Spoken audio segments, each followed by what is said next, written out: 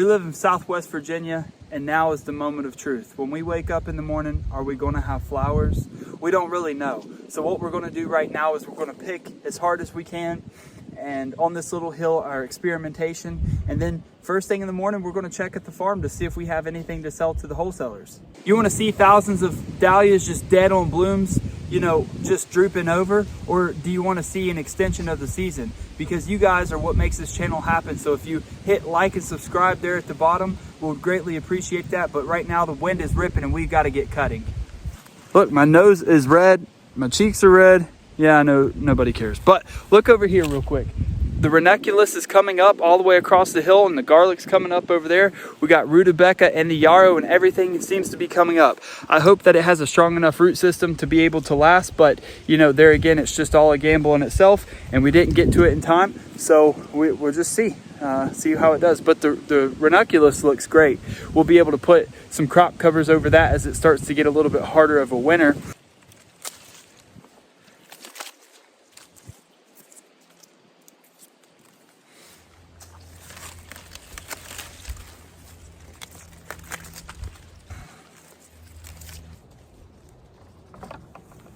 This small bucket was all I got. I was expecting more. I've got 48 plants like I was telling you guys at the beginning of the season for some experimental purposes here on the hill.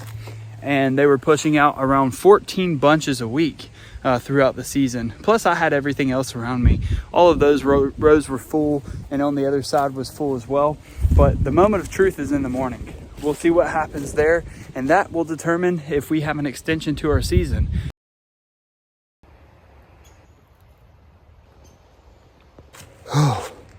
I'm bundled up this morning. I got my toboggan on and my coat. It's not a thick coat, but it's a coat. I left my hair down too, and I usually never do that, so I can have some warmth around my neck. And then I have this right here too. But anyways, look at this. This might be our last cutting. The reason why is, look at it. It's got a hard frost on it.